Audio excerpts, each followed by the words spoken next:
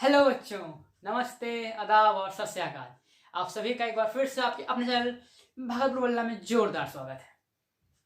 तो जैसा कि मैंने आप लोगों से प्रॉमिस किया था कि मैं इस बार CBSE class 10th board examination के तहत मैं एक सीरीज स्टार्ट करूंगा। इसका नाम तूफान एक्सप्रेस है और उस सीरीज के तहत जो भी हमारे एग्जामिनेशन में सिलेबस के अकॉर्डिंग जो भी चैप्टर्स आ रहे हैं, जो भी टॉपिक्स आ रहे हैं, उसको हम लोग बहुत ही कम टाइम में अच्छे तरीका से जानेंगे। और तो वो सीरीज हम लोग कंप्लीट हो जाएगा तो उसके बाद हम लोग जो भी इस चैप्टर्स के इंपॉर्टेंट क्वेश्चन होंगे, इंपॉर्टेंट टॉपिक होंगे, हम लोग उसके बारे में जानेंगे, जिससे कि आप लोगों को एग्जामिनेशन में बहुत ज्यादा हेल्प मिल सके। तो इस सीरीज से साथ जुड़िए, इसको फॉलो कीजिए, इस पे अमल कीजिए।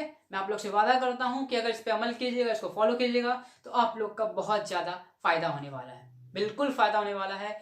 मार्क्स आपके इधर से उधर बिल्कुल नहीं जाएंगे, मैं आप लोगों से प्रॉमिस करता हूं। ये बात मैंने अपने एक्सपीरियंस से और मैंने कुछ बच्चों को गाइडिंग किया है, और उस गाइडिंग के बेसिस पे मैं आप लोग सब 100% कह सकता हूं कि क्वेश्चन जो भी मैं बताऊंगा आपको, मतलब 100 नहीं तो 95% उसे जरूर मैच करेंगे। 100 तो मैं नहीं बता सकता, क्योंकि मैं तो क्वेश्चन सेट करता नहीं, बोर्ड वाले करते हैं। बट फिर भी कुछ इधर उधर आपका जरा सा भी उतना सा नहीं होगा। अगर आप मेरे बताए गए क्वेश्चंस, मेरे बताए गए सीरीज के साथ जुड़ रहे हो, उसको फॉलो कर रहे हो, उस पर अमल कर रहे हो, तो गारंटीड आप इस बार बोर्ड में बहुत अच्छा परफॉर्म करने वाले हो। तो कोई बात नहीं, अगर नहीं जुड़े हो तो जुड़िए, दोस्त के साथ शेयर कीजिए, ताकि सभी फ्रेंड आप लोग के जुड़ सके, कुछ जान सके, कुछ सीख सके, और आप सब दोस्त मिलकर के बोर्ड में अच्छा मार्क्स, अच्छा परसेंटेज स्कोर कर सको। तो आज का ये क्लास पहला क्लास होगा इस सीरीज का, जिसमें कि हम लोग साइंस का जो अपडेटेड सिलेबस है, हम लोग उसके बारे में चर्चा करेंगे। तो आइए हम लोग आज जानते हैं साइंस का सिलेबस क्या है, कौन कौन से चैप्टर आ रहे हैं, कितना वेटेज है, कौन कौन से टॉपिक्स आ रहे हैं, वगैरह वगैरह। ठीक है, तो आइए let start our syllabus discussion. हाँ, तो जैसा कि आप लोग देख सकते हैं, CBSE class 10 syllabus science, sorry, CBSE class 10 syllabus science. Okay, तो आप लोग देख रहे हैं यूनिट 1 2 3 4, 4 यूनिट टोटल, जिससे कि हम लोग जान, इस बार हमारा जो ऑप्शनल है, यानी कि जो हमारा समेटिव फॉर्मेटिव असेसमेंट है, या फिर उसको हम लोग ऑब्जेक्टिव कहते हैं, तो ऑब्जेक्टिव का हमारा जो एग्जाम है वो ऑलरेडी हो चुका है। तो अब बच रहा है सिर्फ और सिर्फ हमारा थ्योरी पेपर। तो थ्योरी में जो भी आने वाला है वो इसी 4 यूनिट से आएगा। पहला यूनिट जो हमारा चैप्टर 4 एंड 5 एनसीईआरटी का, जिसमें कि 10 मार्क्स का क्वेश्चन आने वाला है। यूनिट 2 चैप्टर नंबर 8 एंड 9, जिससे कि हमारा 13 मार्क्स का क्वेश्चन आने वाला है। तीसरा है चैप्टर 12 एंड 13, जिससे कि हमारा 12 मार्क्स का आने वाला है। और चौथा है और लास्ट है चैप्टर 15, जिससे कि हमारा 5 मार्क्स का क्वेश्चन आने वाला है। तो टोटल हो गया 40 मार्क्स, यानी 40 मार्क्स का हमारा थ्योरी का एग्जाम साइंस में होने वाला है। तो अब आपके मन प्रश्न उठ रहा होगा कि सर 4-5 में कौन सा चैप्टर है, 8-9 में कौन सा चैप्टर है, 12-13 में कौन सा चैप्टर है, 15 में कौन सा चैप्टर है, और इसमें कौन कौन सा टॉपिक हम लोग को पढ़ना है। ठीक है, तो इस समस्या को दूर करते हुए आइए आगे बढ़ते हैं और डिटेल में इस सिलेबस को जानते हैं। हाँ, तो आइए हम लोग जानते हैं जो चैप्टर यूनिट 1 में पहला चैप्टर है, जो है चैप्टर नंबर 4, वो है कार्बन एंड इट्स कंपाउंड। और मैंने ये बता दिया है किसका है, ये है केमिस्ट्री का चैप्टर, जो कि है carbon and its compound.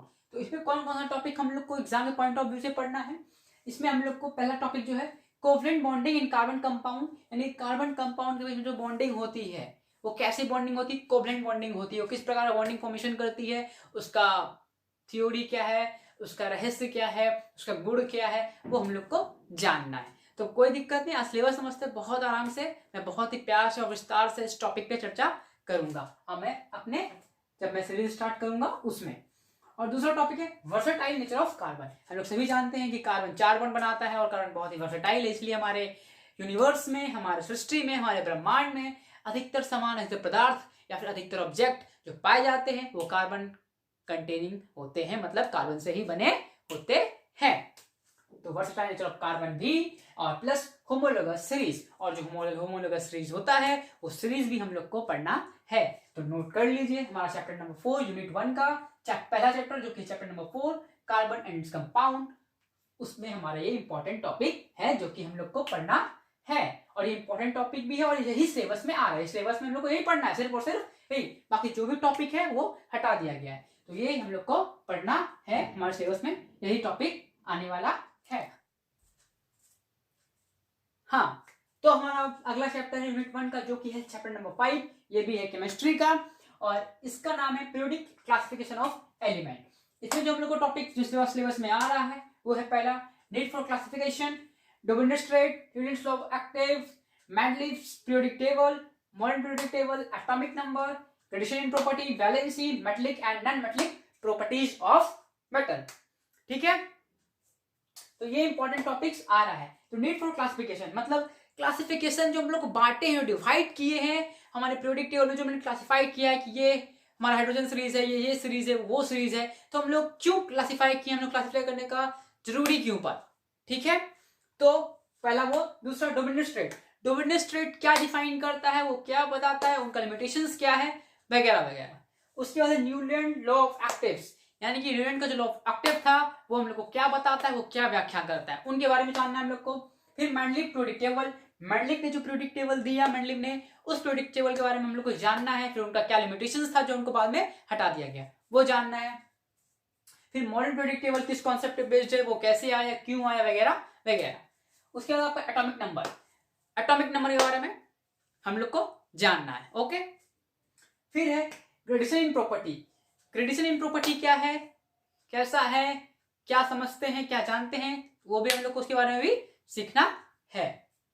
Valency, valency भी सीखना है, और metallic and non metallic properties के बारे में भी हम लोग को जानना है। तो सभी कुछ जानेंगे आगे जब हम लोग अपना पढ़ाई, अपना सीरीज स्टार्ट करेंगे उसमें।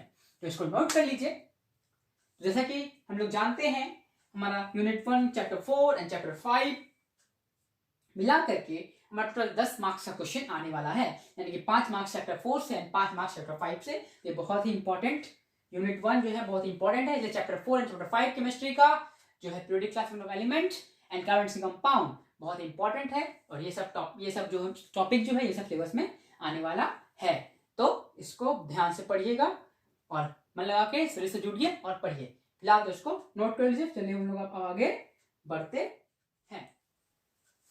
हाँ, तो हमारा अब यूनिट 2 स्टार्ट हो रहा है। यूनिट 2 का जो पहला चैप्टर है यानी कि चैप्टर नंबर 8, वो है हमारा हाउ डू ऑर्गेनिज्म रिप्रोड्यूस, और आप लोग बहुत ही प्यारा सा नाम जानते हैं जो कि है रिप्रोडक्शन, जो कॉमनली लोग रिप्रोडक्शन नाम से इस चैप्टर को जानते हैं, जो कि है चैप्टर बायो का। तो इसका पहला टॉपिक जो हम लोग को जानना है, जो पढ़ना है, वो है reproduction in animal and plant, asexual और सेक्सुअल। मतलब प्लांट में रिप्रोडक्शन कैसे होता है, वो सेक्सुअली होता है या एसेक्सुअली होता है, एनिमल में किस तरह रिप्रोडक्शन होता है, वो सेक्सुअली होता है, एसेक्सुअली होता है, उसके बारे में ब्यौरा हम लोग को जानना है, सीखना है और समझना है। दूसरा हमारा है reproductive health need and method of family planning, मतलब रिप्रोडक्शन के दौरान कौन कौन सा हम लोग को नीड चाहिए होता है, कौन कौन सा हेल्प चाहिए होता है, हम लोग फैमिली प्लानिंग का किस तरह कर सकते हैं, कौन कौन सा मेथड अपना सकते हैं जिससे कि हम लोग फैमिली प्लानिंग कर सके, मतलब जनसंख्या को कंट्रोल कर सके, पॉपुलेशन को बढ़ने से रोक सके।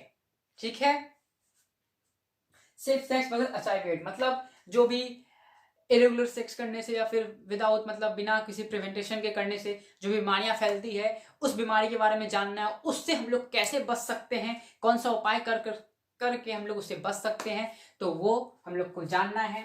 और आगे है child bearing and women's health, मतलब जो चाइल्ड बेयरिंग मतलब कि जो बच्चा होता है तो उस टाइम हम लोग वुमेन का जो हेल्थ का किस तरह ख्याल रख सकते हैं, उस पॉलिसी को उसको हम लोग को जानना है, उस पॉलिसी को जानना है, उस प्रोसेस को जानना है। तो ये हमारा यूनिट 2 चैप्टर नंबर 8 रिप्रोडक्शन जो कि है बायो का, और इससे भी जो हमारा मार्क्स है, इससे भी हमारा लगभग 7 से 8 मार्क्स का क्वेश्चन आने वाला है। तो ये भी इस पॉइंट ऑफ व्यू से बहुत ही इंपॉर्टेंट चैप्टर है। और चलिए अब जानते हैं हमारा नेक्स्ट चैप्टर। हाँ दोस्तों, तो हमारा नेक्स्ट चैप्टर यूनिट 2 का जो कि चैप्टर नंबर 9, ये भी है बायो से आता है चैप्टर, और चैप्टर का नाम है हेरिडिटी एंड इवोल्यूशन। ठीक है, इसमें जो चैप्टर हम लोग को पढ़ना, इसमें जो टॉपिक पढ़ना है हम लोग को वो है हेरिडिटी, यानी कि हेरिडिटी क्या है, आप उसे क्या समझते हैं, वो कितने प्रकार का होता है, वो क्या होता है, जो भी रिलेटेड जो भी हम लोग को पढ़ना है वो हम लोग पढ़ेंगे और जानेंगे। फिर है मेंडल्स कंट्रीब्यूशन, इस क्षेत्र में मेंडल ने क्या कंट्रीब्यूशन दिया, मेंडल ने क्या प्रॉपर्टीज दिया, मैंने क्या फंक्शंस दिया, या क्या भी थ्योरी दिया, क्या लॉ दिया, वगैरह वगैरह, उसके बारे में हम लोग को जानना है। फिर लॉ ऑफ इनहेरिटेंस, ठीक है, ट्रेड्स, इनहेरिटेंस ऑफ ट्रेड्स के रिलेटेड जो भी लॉ है उस लॉ के बारे में पढ़ना है, जानना है। फिर हमारा आता है सेक्स डिटर्मिनेशन, और लास्ट टॉपिक जो है इस चैप्टर में पढ़ना है वो है sex determination, X X Y Y X Y क्या फॉर्मेशन होता है, क्या बनता है, किस केस में बॉयज का फॉर्मेशन होगा, किस केस में गर्ल्स का फॉर्मेशन होगा, ये हम लोग को सब इसमें जानना है। तो इसको भी नोट कर लीजिए, और इस चैप्टर से भी 6 से 7 मार्क्स का क्वेश्चन 100% आने वाला है। तो ये चैप्टर भी बहुत ही इंपॉर्टेंट है, नोटेड। और हम लोग बढ़ते हैं आगे। तो हमारा यूनिट 3 स्टार्ट हो गया, और यूनिट 3 का हमारा जो पहला चैप्टर है यानी chapter number 12 on NCERT, that is electricity, जो कि हमारा आता है फिजिक्स से। ठीक है, बहुत बढ़िया।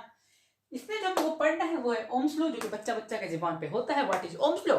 ओम्स लॉ हम लोगों को पता है, ये प्रोपोर्शनली बताता है करंट और कंडक्टर के बीच में जो भी होता है। Ohm's law related questions, numericals, इसका थ्योरी, इसका फॉर्मूला, इसका प्रूफ, जो भी है हम लोग को सभी आना चाहिए।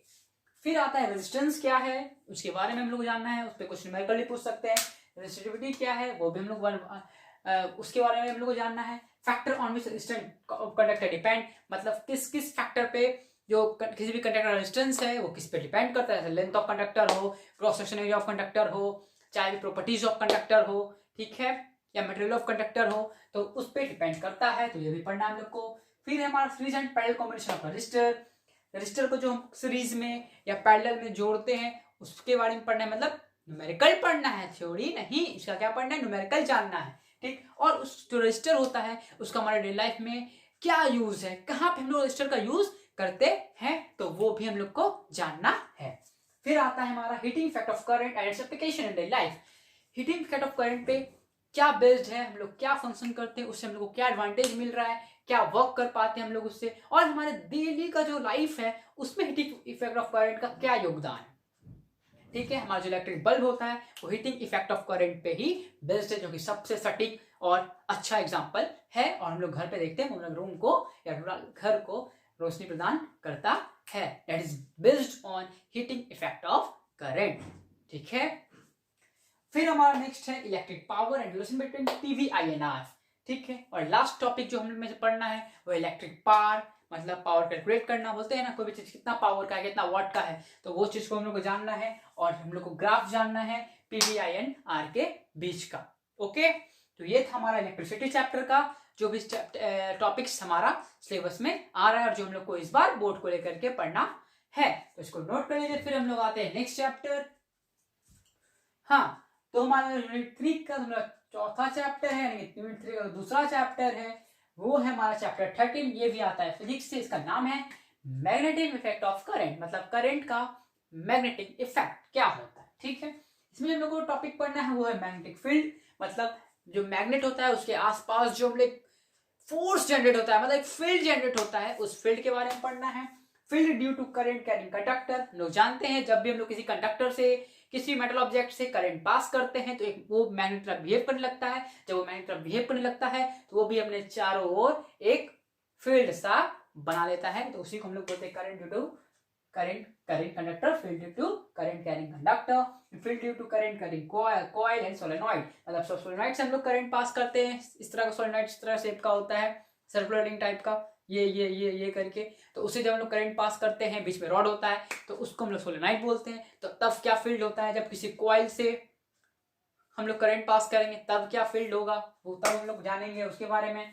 Force of current carrying conductor, जब किसी करंट कैरिंग कंडक्टर से हम लोग करंट पास करते हैं, जब किसी हम लोग मेटल से या किसी कंडक्टर से करंट पास करते हैं तो उस समय उस पर क्या फोर्स जनरेट होता है, उस फोर्स के बारे में पढ़ना है, उस फोर्स के बारे में जानना है, मतलब न्यूमेरिकल जानना है। फिर Fleming's right hand rule, Fleming's left hand rule, उसके बारे में जानना है। फ्लेमिंग्स राइट हैंड रूल क्या बोलता है, फ्लेमिंग लेफ्ट हैंड रूल क्या बोलता है। ओके, उसके बाद क्या है हमारा इलेक्ट्रिक मोटर के बारे में जानना है, इलेक्ट्रिक मोटर किस फंक्शन में बेस्ड है और वो कैसे वर्क करता है। उसके बाद हमारा ईएमआई कंफ्यूज मत होना, ईएमआई मतलब इलेक्ट्रोमैग्नेटिक इंडक्शन। ओके, फिर हमारा है इंड्यूस पोटेंशियल डिफरेंस, ठीक है। पोटेंशियल डिफरेंस जो इंड्यूस होता है वो कितना होता है, वो कैसे होता है, उस पर न्यूमेरिकल भी जान सकते हैं। और लास्ट है इंड्यूस करंट। ठीक है, तो ये कुछ टॉपिक्स जो कि इस बार सिलेबस में है और हम लोग को पढ़ना है। ठीक है, तो चलिए अब आगे हम लोग बढ़ते हैं। अब हमारा चौथा और आखिरी यूनिट जो है यूनिट 4, इसका जो हमारा पहला चैप्टर है वो है चैप्टर नंबर 5, अब इन्वायरमेंट, और ये भी हमारा है बायो का ही। इसमें जो हम लोग को टॉपिक्स या फिर जो सिलेबस में टॉपिक्स आ रहे हैं जो हम लोग को पढ़ना है वो क्या है, पहला है इकोसिस्टम्स। इकोसिस्टम हमारे चारों ओर का आवरण। ठीक है, जीव जंतु, पेड़ पौधा, पक्षी, पशु, मानव, जल, ये सब क्या है, इकोसिस्टम ही तो है, पार्ट ऑफ इकोसिस्टम। इसके बारे में पढ़ना है। फिर इन्वायरमेंटल प्रॉब्लम्स। इन्वायरमेंटल प्रॉब्लम मतलब जो अभी हमारे इन्वायरमेंट में जो प्रॉब्लम आ रहे हैं, जो समस्याएं आ रही, जो आपदा आ रहे हैं, उसके बारे में हम लोग को पढ़ना है। ठीक है, फिर ozone depression, ozone layer develop कर रहा है दिन पे दिन, जो छेद हो रहा है, जो होल हो रहा है, उसके बारे में पढ़ना है, उसका कारण क्या है, उसे हम लोग कैसे बचा सकते हैं, उसके बारे में हम लोग को पढ़ना है। फिर हम लोग का नेक्स्ट टॉपिक है waste production and their solution. हमारे जो इन्वायरमेंट में जो बहुत सारे वेस्ट प्रोडक्शन मतलब कि जो वेस्ट प्रोडक्ट निकल रहा है उसको हम लोग कैसे यूटिलाइज कर सकते हैं, तो उसके सॉल्यूशन पे हम लोग को बात करना है और जानना है। उसके बाद biodegradable and non biodegradable waste यानी कि सब्सटेंसेस, मतलब बायोडिग्रेडेबल सब्सटेंस किसको कहते हैं, नॉन बायोडिग्रेडेबल सब्सटेंस किसको कहते हैं, विद एग्जांपल इसको हम लोग को जानना है। और इसके बाद हमारा लास्ट टॉपिक और लास्ट चैप्टर होगा। ठीक है, आइए हम लोग वो जानते हैं, इसको तब तक नोट करें। अब हमारा यूनिट 4 का जो सेकेंड चैप्टर है और ओवरऑल लास्ट चैप्टर है chapter number 16, management of natural resources, ये भी बायो का ही चैप्टर है। इसमें जो लोग टॉपिक पढ़ना है वो conservation and judicious use of natural resources, मतलब हम लोग नेचुरल रिसोर्सेज को जो कि बहुत लिमिटेड मात्रा में हम लोग को पता है उसको कैसे हम लोग कंजर्व कर सकते हैं, या फिर हम लोग उसको कैसे जुडिशियस तरह से मतलब बहुत ही सावधानी बरतते हुए उसका इस्तेमाल हम लोग कैसे कर सकते हैं। ठीक है, वो हम लोग को जानना है, सीखना है। फॉरेस्ट एंड वाइल्ड लाइफ के बारे में हम लोग को जानना है, यानी फॉरेस्ट मतलब जंतु, जंगली जानवर, और उसका वाइल्ड लाइफ के बारे में हम लोग को जानना है। फिर कोल एंड पेट्रोलियम कंजर्वेशन, हम लोग जान रहे हैं कि ये भी हमारा बहुत ही कीमती रिसोर्सेज है जो भी बहुत ही लिमिटेड अमाउंट में है, तो इसको हम लोग कैसे कंजर्व कर सकते हैं। ठीक है, फिर people participation in conservation of natural resources with example, मतलब पीपल किस तरह बढ़ चढ़ के हमारे प्रकृति को, हमारे नेचुरल रिसोर्सेज को बचाने की ओर प्रयास कर रहे हैं, वो एग्जांपल दे करके बताएं। फिर है डैम एडवांटेज एंड डिसएडवांटेज, मतलब जो डैम है उसका एडवांटेज बताइए, उसका डिसएडवांटेज बताइए। अगर एक डैम बन रहा है तो उससे पीपल को यानी कि लोगों को क्या क्या लाभ मिल सकते हैं, और उस डैम बनने के बाद लोगों को क्या क्या परेशानियां झेलने को मिलती है, तो दोनों पक्ष पे हम लोग को चर्चा करना है। फिर है वाटर हार्वेस्टिंग। ठीक है, तो वाटर हार्वेस्टिंग क्या है, हम लोग कैसे कर सकते हैं, हम लोग को इसके बारे में भी हम लोग को जानना है और सीखना है। और लास्ट टॉपिक जो इस चैप्टर का है वो है सस्टेनेबल ऑफ नेचुरल रिसोर्सेज, मतलब सस्टेनेबिलिटी ऑफ नेचुरल रिसोर्सेज, मतलब बहुत ही आरामदायक तरीके से, बहुत ही बचाऊ तरीके से नेचुरल रिसोर्सेज को हम लोग कैसे यूज कर सकते हैं कि हमारे रिसोर्स भी क्या हो, सस्टेन, बिना प्रकृति को नुकसान पहुंचाए हम लोग कैसे इसका यूज कर सकते हैं। तो ये था हमारा टोटल डिटेल सिलेबस एनालिसिस, और हम लोग आइए अब जानते हैं चैप्टर वाइज में। मैंने मुंह से बोला, मैंने नोट नहीं करवाया, अब नोट करवा देता हूं कि किस चैप्टर से कितना मार्क्स, यूनिट वाइज तो मैंने लिखा दिया है, पर मैं पार्टली डिवाइड करके किस चैप्टर से कितना मार्क्स आ रहा है वो मैं अभी आप लोग को लिखा देता हूँ। हम लोग सिलेबस क्या है, कौन सा टॉपिक पढ़ना है, यूनिट वाइज क्या मार्किंग सिस्टम है, किस चैप्टर से कितना मार्क्स आएगा, मतलब किस यूनिट से कितना मार्क्स आएगा वो हम लोग जान चुके हैं। अब हम लोग आइए जानते हैं किस चैप्टर वाइज मैंने आप लोगों के लिए सिर्फ तोड़ करके एक्सप्लेन करके मैंने यहाँ पर द्वारा लिख दिया हूँ कि कार्बन कंपाउंड से 5 मार्क्स का, पीरियोडिक टेबल से 5 मार्क्स का, हाउ डू ऑर्गेनिज्म रिप्रोड्यूस से 7 मार्क्स का, हेरिडिटी एंड इवोल्यूशन से 6 मार्क्स का, इलेक्ट्रिसिटी से 6 मार्क्स का, मैग्नेटिक इफेक्ट ऑफ करंट से 6 मार्क्स का, और लास्ट जो हमारा 2 है बायोलॉजी का chapter environment and management resources, ये हमारा है 5 मार्क्स का, ये दोनों मिलाकर 5 मार्क्स का। तो ये मैंने सब डिवाइड मार्किंग सिस्टम कर दिया, इससे आप लोगों को पढ़ने में बहुत ही आसानी मिलेगी। तो जिसका वेटेज ज्यादा है वो चैप्टर आप लोग अच्छे से पढ़िए, और इसका कम भी है उसको भी पढ़िए, क्योंकि ओवरऑल तो पढ़ना पड़ेगा ही।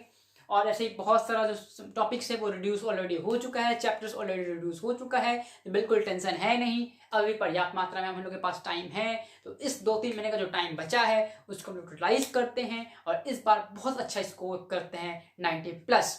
तो अपने भाई के साथ जुड़िए और जितना हो सके मेरे बताए रूल्स और रेगुलेशन को फॉलो कीजिए। मैं आप लोग को बता सकता हूं कि आप लोग अगर वैसा करोगे, क्योंकि मैंने भी अपने बोर्ड के टाइम में किया था और मुझे भी अच्छा स्कोर हुआ। 91% मैंने अपने बोर्ड में लाया था विदाउट एनी ट्यूशन। ठीक है, तो आप लोग भी करिए तो आप लोग जरूर अच्छा करेंगे। ठीक है, तो इस सिस्टम के साथ चलिए, इसको नोट कर लीजिए। तो आज का हमारा ये detailed analysis of science syllabus class 10th यहीं पे समाप्त होता है। ठीक है, तब तक के लिए पढ़ाई करते रहिए और नेक्स्ट लेक्चर का इंतजार कीजिए। बहुत जल्द जो इस चीज का जो आरंभ मैं करूंगा और नेक्स्ट लेक्चर हमारा बहुत जल्द आएगा। तब तक के लिए पढ़ाई करते रहिए। All the very best, good night, good morning, best of luck, bye.